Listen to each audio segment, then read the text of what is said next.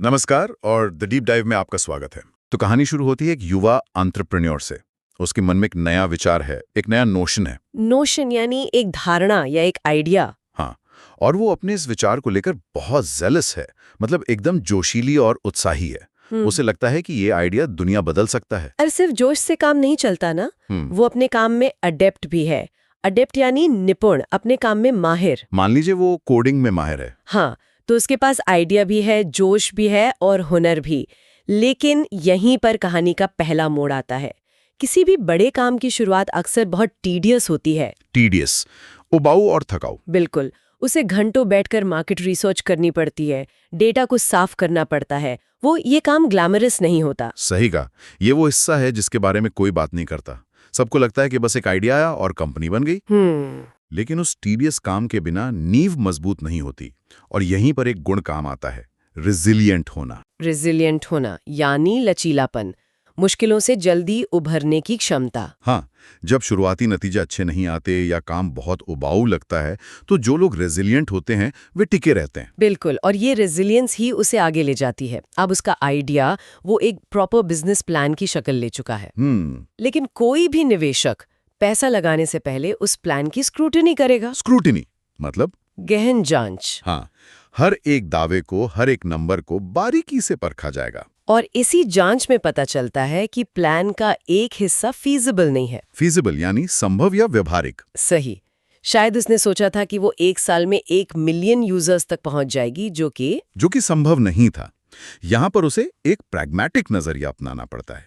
Pragmatic मतलब यथार्थवादी। हाँ, उसे हवा में महल बनाने के बजाय जमीनी हकीकत को स्वीकार करना पड़ता है। ये सब आसान नहीं होता। हो सकता है कि कोई बड़ा तकनीकी ग्लिच आ जाए जो उसके काम को हिंडर कर दे। हिंडर यानी उसमें बाधा डाल दे। हाँ, या हो सकता है कि उसे एक जरूरी मीटिंग को डिफर करना पड़े, मतलब स्थगित करना पड़े, क्योंकि उसकी टीम तैयार नहीं थी। और इन सब बाधाओं के बीच सफलता अक्सर इल्यूसिव लगने लगती है। इल्यूसिव यानी जो पकड़ में ना आए। हाँ, वो मेहनत कर रही है पर कामयाबी जैसे दूर भागती हुई महसूस होती है। ये कहानी का वो पड़ाव है जहां ज्यादातर लोग हार मान लेते हैं। लेकिन जो रेजिलियंट होते हैं वे डटे रहते हैं।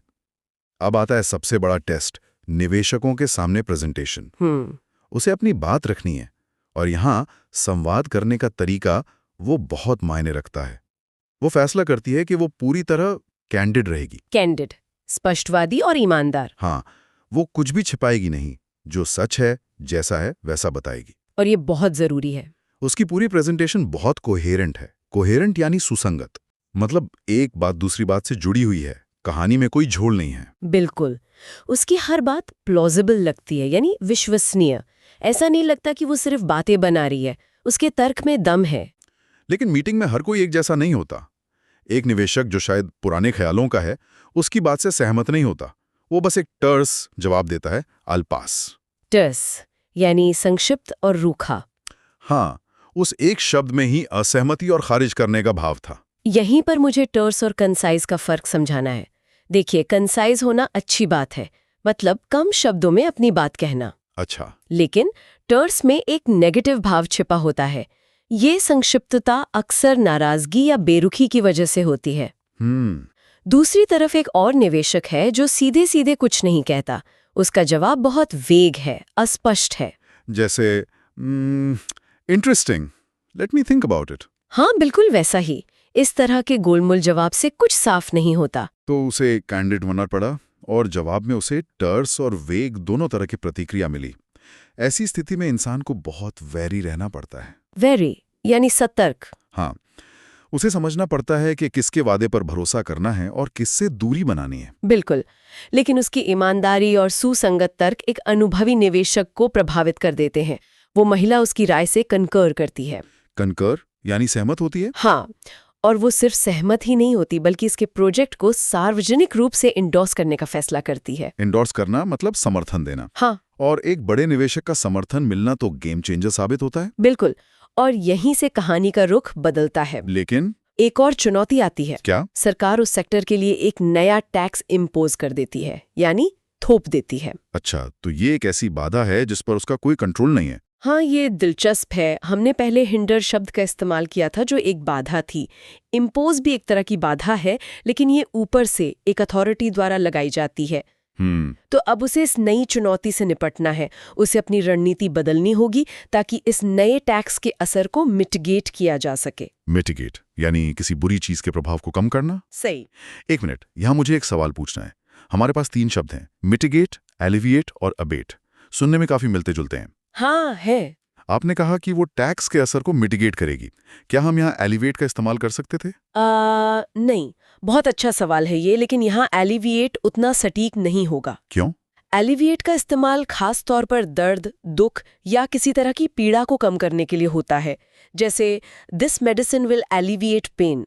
आप तनाव या गरीबी को एलिविएट कर सकते हैं क्योंकि वे एक तरह की पीड़ा है। अच्छा। लेकिन टैक्स का प्रभाव एक व्यावसायिक समस्या है, कोई भावनात्मक पीड़ा नहीं, इसलिए उसके असर को कम करने के लिए मिटिगेट शब्द बेहतर है। और अबेट का? अबेट का मतलब है किसी चीज का अपने आप कम हो जाना, जैसे तूफान या शोर।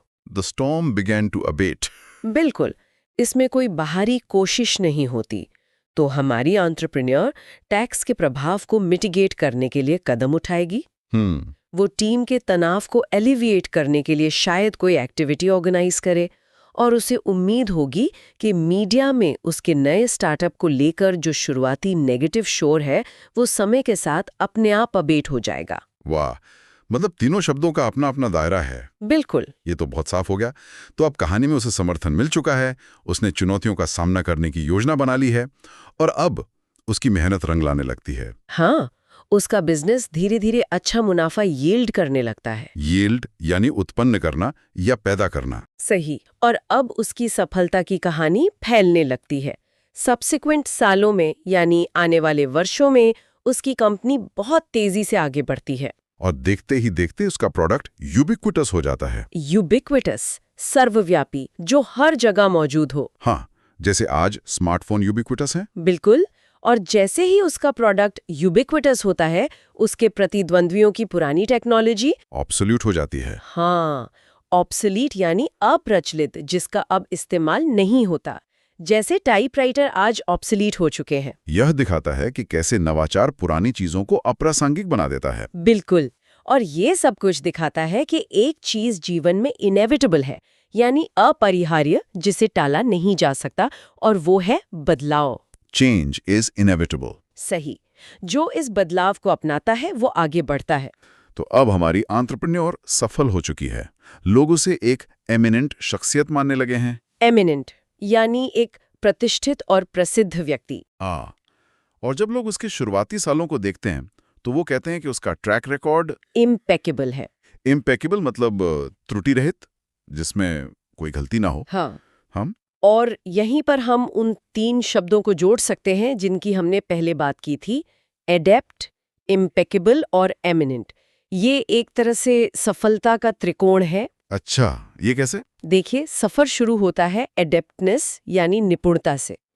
जब आप अपने काम में माहिर होते हैं तो आपका काम इम्पेकेबल यानी त्रुटिहीन होता है। सही बात है। और जब आप लगातार सालों तक त्रुटिहीन काम करते हैं तो समय के साथ आप अपने क्षेत्र में एमिनेंट यानी प्रतिष्ठित बन जाते हैं। मतलब प्रतिष्ठा कोई शॉर्टकट नहीं है। बिल्कुल नहीं, ये इन 2 गुणों का नतीजा है। वाह, ये सिर्फ 3 शब्द नहीं, ये तो करियर बनाने का पूरा फॉर्मूला है।